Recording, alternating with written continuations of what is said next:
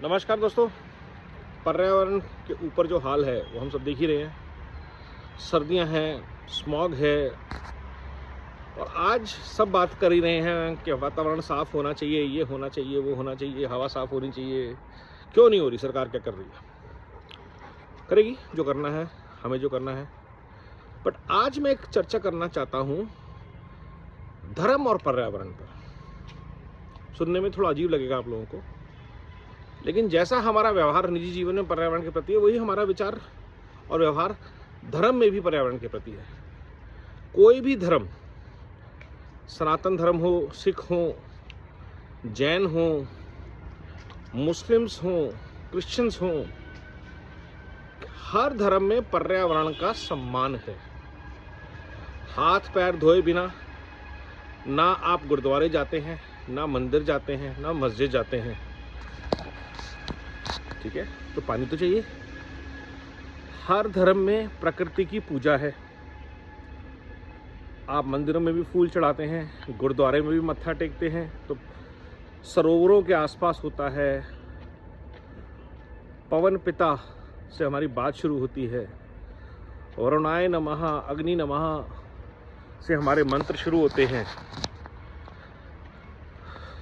तो ऐसे धर्म वाले देश में पर्यावरण में इतना अत्याचार क्यों है? क्योंकि जब हम धर्म के काम करते हैं तो हम सबसे ज़्यादा प्रदूषण फैलाते हैं। भंडारे लगते हैं, सबको पुण्य कमाना है, लोगों को खाना खिला के, लेकिन कोई कप नहीं धोना चाहता। गुरुद्वारे में लंगर करते हैं, आप जब जाते हैं तो बर्तन खुद धोते हैं ना, रोज लंगर होता है। तो जितनी जगह भंडारे होते हैं वहाँ बर्तन धोने की व्यवस्था क्यों नहीं की जाती? जब कोई आदमी हज़ारों लाखों रुपया भंडारों पे खर्च करता है तो डिस्पोजेबल प्लेट्स क्यों आती हैं? लोग कहते हैं जी हम बाद में साफ़ कर देते हैं। कूड़ा पैदा तो कर दिया ना आपने। और डेली होता है ये, क्योंकि भंडारे चल रहे हैं, लोगों को, गरीबों को चाय पिलानी है, बिस्कुट के पैकेट दे रहे हैं। कितना कूड़ा आप जनरेट करते हैं। फल दीजिए, किसने मना किया है? पुण्य कमाइए, प्राकृतिक चीज़ें दीजिए। आप किसी को पार्ले जी का पैकेट अगर चाय के साथ दे रहे हैं तो कौन सा उसको आप ऐसी चीज़, आपने तो अपने पुण्य कमा लिए, लेकिन कितना आपने कूड़ा जनरेट किया उसकी ज़िंदगी में, जिसको आपने जंक फूड दिया, और जो वेस्ट जनरेट किया। और ऐसा धर्म के नाम पे फूल आ रहे हैं पॉलीथीन्स में, आपने फेंक दिया। मंदिर के आसपास मूर्तियों के ढेर लगे हुए हैं, और बोलो तो लोग कहते हैं आप सनातन धर्म के खिलाफ बोलो। मैं धर्म के खिलाफ नहीं बोल रहा हूँ, मैं धर्म में होने वाले पर्यावरण के प्रदूषण के खिलाफ बोल रहा हूँ। क्यों? क्योंकि मेरा धर्म कोई भी धर्म नहीं सिखाता। तो अगर हमारे धार्मिक संस्थानों पर कूड़ा पैदा हो रहा है तो उसका निस्तारण इज नॉट द सॉल्यूशन। कूड़ा पैदा नहीं होना चाहिए, इसका प्रयास हो। आप चाय पिलाइए, 100 गिलास का इंतजाम कीजिए।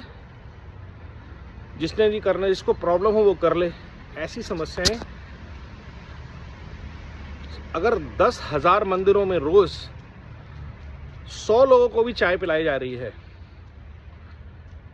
स्नैक्स और बिस्कुट दिए जा रहे हैं, तो आप देखिए कितना कूड़ा रोज सिर्फ पुण्य कमाने के लिए जनरेट हो रहा है। और पुण्य क्या मिल रहा है आपको? वो कूड़े के ढेर वहीं के वहीं हैं, आगे पीछे शिफ्ट हो जाते हैं ना।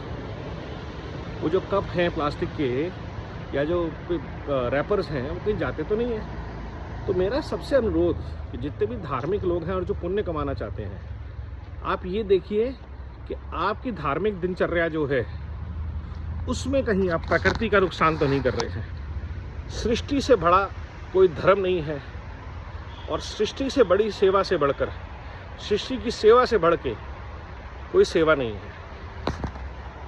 अगर आप 5 पेड़ लगाते हैं और उनका जीवन भर ध्यान रखते हैं, वो आपको जीवन भर के लिए पुण्य देगा, सेहत देगा, ऑक्सीजन देगा, और धरती से आशीर्वाद तो देगा ही देगा। आपको एक बेहतर इंसान बनाएगा। तो अगर आप प्रकृति से जुड़ के धर्म का पालन नहीं कर पा रहे, आप चीज़ें फेंक रहे हैं, बड़े बड़े मंदिर बना रहे हैं, वो मंदिर के लिए मार्बल कहाँ से आ रहे हैं? हम जाके राजस्थान से मार्बल ले आए, वो प्रकृति के दोहन से निकल रहे हैं। अगर आप लोगों ने शायद कंतारा देखी हो, नदी में मिलने वाले पत्थर की पूजा हो जाती है। हमें मार्बल के क्यों चाहिए, पहाड़ों को तोड़ना क्यों है? जो पहाड़ों से पत्थर टूट के आ रहे हैं उन्हीं में गणेश ढूंढिए, उन्हीं में शिव ढूंढिए और उनकी पूजा कीजिए ना। प्रकृति की पूजा करनी है आपने, करिए, बट प्रकृति से जुड़िए। पर्यावरण में प्रदूषण फैला के, चाहे वो ध्वनि प्रदूषण हो, चाहे वो वायु प्रदूषण हो, चाहे वो जल प्रदूषण हो, जल चढ़ाने की प्रक्रिया जो है शिवलिंग पे, या दूध चढ़ाने की प्रक्रिया जो है, उसका इस्तेमाल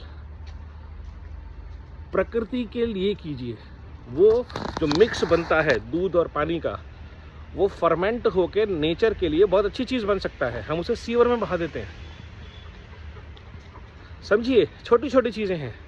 तो जब तक हमारे धर्म पर्यावरण में से जुड़ते नहीं हैं, हमारे धर्म अपने अंदर निहित पर्यावरण के संदेश को समझते और सुनते नहीं हैं, हम सब पीपल पे जल चढ़ा रहे हैं, दिए जला रहे हैं, वट की वृक्ष की पूजा कर रहे हैं, आंवला वृक्ष की पूजा कर रहे हैं, उनका संरक्षण कौन कर रहा है? क्या आप उनको धो रहे हैं? इस मौसम में क्या आपका कर्तव्य नहीं बनता कि जो पीपल, जो वट, जो आंवला आपको वैभव, आपको सेहत देता है, उसको धो ले, आप धोने की व्यवस्था करें? कैसे, सोचिए।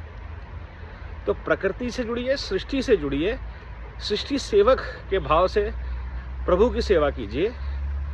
पुण्य इसी जन्म में मिलेगा, अगले जन्म का इंतजार नहीं करना पड़ेगा आपको। आपकी सेहत बेहतर होगी, आपकी मन स्थिति बेहतर होगी, और अपने आसपास जितने भी आप पुण्य करना चाहते हैं बेशक कीजिए, बढ़ चढ़ के कीजिए, लेकिन ये ध्यान रहे कि आप प्रकृति को नुकसान ना पहुंचाएं।